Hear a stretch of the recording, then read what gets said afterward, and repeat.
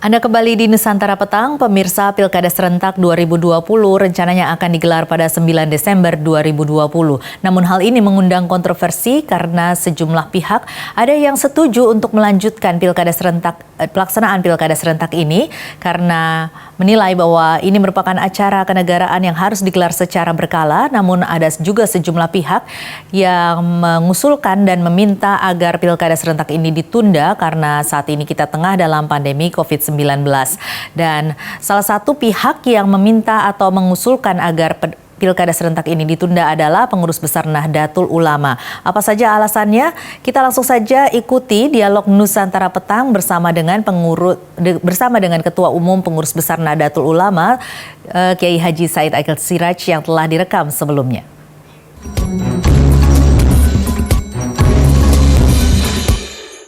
Dan pemirsa, saat ini saya akan mencoba berbicara dengan narasumber saya.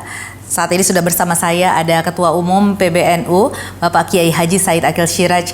Selamat petang, Pak Kiai Haji Akil Siraj. Selamat petang, Assalamualaikum warahmatullahi. Ya, dan ini beliau biasa atau akrab disapa dengan Buya ya. Buya, ini PBNU merupakan salah satu yang tidak atau mengusulkan bahwa Pilkada Serentak 2020 ini sebaiknya ditunda pelaksanaannya. Alasannya apa ini? Bismillahirrahmanirrahim. Kami Pengurus Besar Nahdlatul Ulama sudah memikirkan hal ini kurang lebih 1 bulan yang lalu. Ketika melihat COVID-19 ini semakin meningkat, semakin memakan banyak korban, bukan hanya rakyat biasa, tapi kami dari para kiai juga banyak korban. Kalau saya hitung barangkali ada 15 ada para kiai. Dari Banten, Kiai Abdul Matin, Khatib Syuriah NU Banten. Dari Sarang, putranya Mbah Mun, itu Ketua DPRD Kabupaten Rembang, Gus Kamil Majid. Dan cucunya Mbah Mun, Gus Robah, itu yang meninggal, yang sakitnya banyak tertimpa. Kemudian dari Tebuireng, sepupunya Gus Dur, cucunya Mbah Hashim, 2 orang, Gus Zaki dan Gus Wahid, dan cicitnya Mbah Hashim, ada 1 namanya saya lupa. Dari Sidoarjo, Kiai Masyhudi, Kiai itu, dan PRT Bupati, Kiai juga sebenarnya, bupatinya juga Ustadz lah, Kiai Nur Qasim. Kemudian Kiai Nur Ahmad. Dari Lombok, Kiai Syafi'i. Dari Malang, Kiai Fatihin. Ada lagi beberapa pengurus wilayah NU Jawa Timur, Ketua RMI, Robitul Ma'ahid, dan Ketua LBH. Walhasil kalau kita hitung, para kiai yang sudah wafat akibat COVID-19 kalau 15 ada. Belakangan yang baru ini Ibu Nyai, suaminya namanya Kiai Ulin Nuha, itu istrinya, yang memangku pesantren tahfidz Quran di Kudus. Itu Ibu Nyainya wafat, kalau kiainya dirawat. Artinya kita lihat semakin kemari semakin trennya menaik, ya, meningkat COVID-19 ini. Terakhir juga Sekda DKI, itu juga Ketua NU DKI itu, Dr. Saifullah itu. Nah, dengan demikian akhirnya kita sepakat pengurus harian yang inti, kita rapat terbatas memutuskan, menghimbau atau mengajukan agar Pilkada Serentak diundur. Kenapa? Bukan kita ingin mempersulit, menghalangi proses demokrasi, itu amanat konstitusi. Bukan karena saya ingin menggagal, apalagi membekot, naudzubillah, tidak. Saya dukung proses demokrasi ini. Saya dukung proses pilkada ini. Tapi kan bisa diundur. Kalau nyawa nggak bisa diundur. Kalau pilkada bisa diundur sebagai pesta demokrasi, sebagai hak rakyat untuk menyatakan pendapatnya.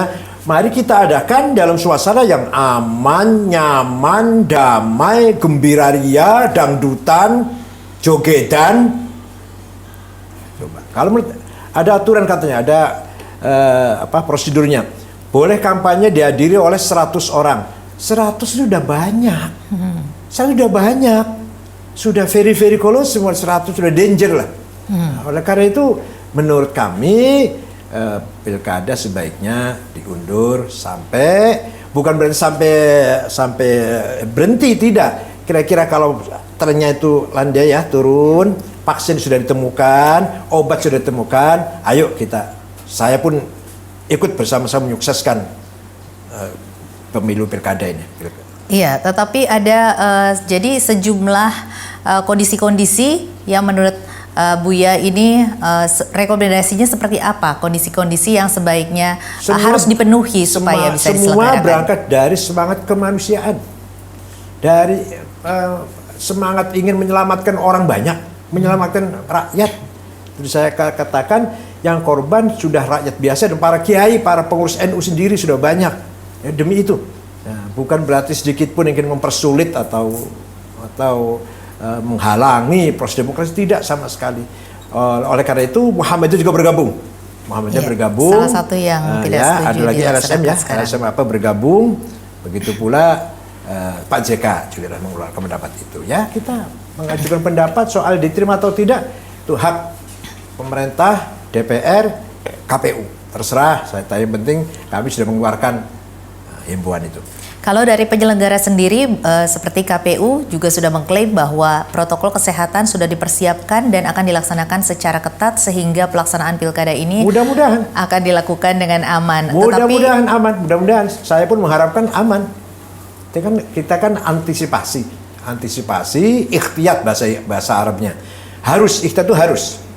Namanya ikhtiyat itu kata hadis, kata Muhammad harus. Kalau di situ ada bahaya jangan ke situ. Iya. Ihtiyat, hati-hati. Sebelum terjadi kita menghindar. Kalau di situ ada bahaya jangan di situ.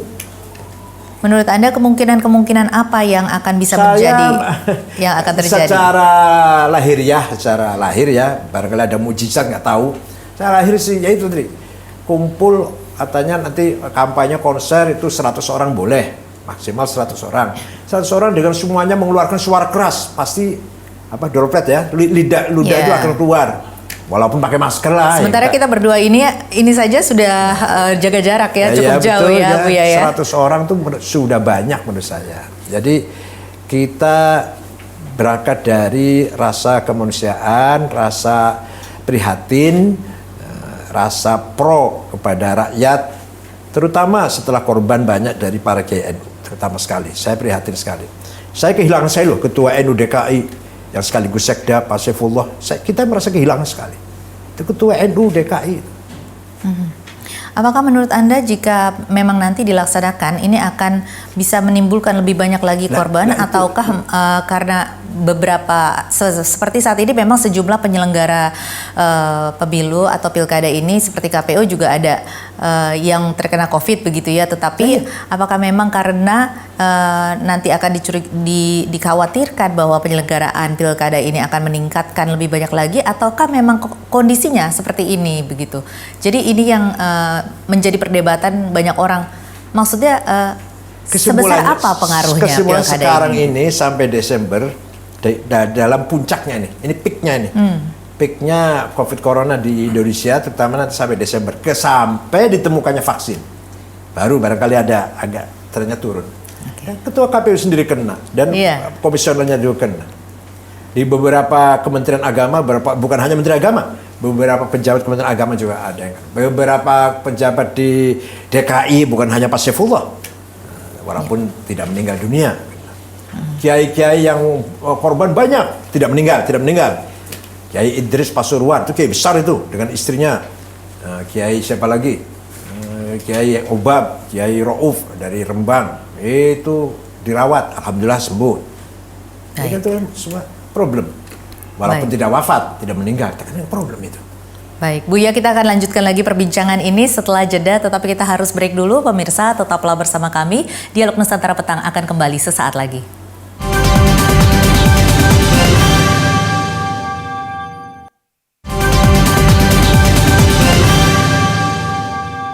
Anda kembali di Dialog Nusantara Petang dan kita masih berbincang dengan Ketua Umum PBNU, Kiai Haji Said Akil Siraj. Buya, ini untuk bisa melaksanakan pilkada, ini sebaiknya kondisi-kondisi seperti apa yang harus dipenuhi atau indikator-indikator apa yang harus ada supaya bisa melaksanakan pilkada dengan aman? Dasarnya pemikiran dulu ya, dasar pemikiran dulu. Di Islam ada prinsip, 5 prinsip. Antara lain kita harus menjaga keselamatan jiwa. Tepatnya kebebasan berpendapat, keselamatan properti, hak keluarga itu ada dalam Islam. Yang nomor 1 misalkan keselamatan jiwa.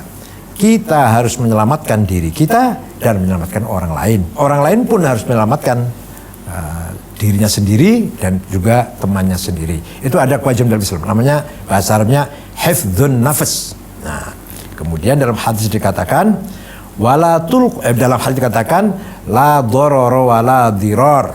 Jangan sekali-kali kamu membuat madorot, kecelakaan pada orang lain atau kepada diri kamu sendiri. Quran mengatakan wala tulqu bi aidikum ila tahlukah. Jangan kamu jerumuskan dirimu sendiri ke dalam kehancuran. Itu Quran. Kaidah fiqhiyah, kaidah ulama fikih, darul mafasid muqaddamun ala jalbil masalih. Menolak bahaya, mencegah bahaya harus didahulukan dari memetik kemaslahatan, mengambil kemaslahatan. Jadi kalau bahaya dan maslahat, manfaat, berguna, mana duluan? Menolak bahaya dulu. Menolak bahaya, darul mafasid, mencegah kemadorotan harus didahulukan dari mengambil kemanfaatan. Oleh karena itu, pilkada menurut saya menurut NU silakan diadakan ketika dalam keadaan damai, tenang, nyaman, aman, gembira. Nama pesta demokrasi. Pesta harus gembira dia dong. Masa pesta demokrasi dengan prihatin, dengan rasa khawatir, dengan rasa was-was. Karena kemarin saja memang sudah tercipta rekor baru, positif 4.000 lebih ya. Sehari itu. Sehari. Ya. Betul. Dan lagi ini kan pertimbangan yang ingin meneruskan kan pertimbangan politik. Menurut saya jangan politik sekali-kali dijadikan komandan, jadikan tujuan utama. Politik itu sarana kok, sarana membangun bangsa. Jadi yang diutamakan keselamatan, kesejahteraan, kesehatan, utama dulu, baru politik. Belum lagi kalau kita berbicara mengenai anggaran yang cukup besar, Anda melihatnya seperti apa? Kalau hasil anggarannya juga besar, lebih baik untuk menangani COVID-19 ini lebih baik. Kalau hasil politik jangan sekali-kali politik itu dijadikan prioritas utama. Yang utama itu apa sih? Rakyat adil makmur, sejahtera, selamat, sehat, berpendidikan, cerdas, itu yang utama itu. Politik itu sarana itu. Jadi Buya melihat bahwa anggaran yang cukup besar yang dialokasikan untuk pilkada ini lebih sebaiknya baik untuk COVID-19, untuk menangani COVID-19 atau kesejahteraan masyarakat. Kalau begitu apa yang Buya sarankan untuk pihak penyelenggara untuk dilakukan agar bisa melakukan penundaan ataupun karena kalau seperti itu berarti ada undang-undang yang harus direvisi. Bisa saja. Namanya perpu bisa dibikin lah. Bisa dibikin pertemuan antara pemerintah, DPR, KPU, rapat mendadak, keluar perpu, menimbang, mengingat keputusan begini. Itu gampang saja. Asal ada niat, asal ada kemauan ingin menunda itu. Tapi saat ini prosesnya kan sudah berjalan. Nah ini bagaimana? Ya proses berjalan kalau semakin dalam keadaan semakin meningkat bahaya, artinya ancaman korban itu semakin meningkat walaupun proses sudah berjalan.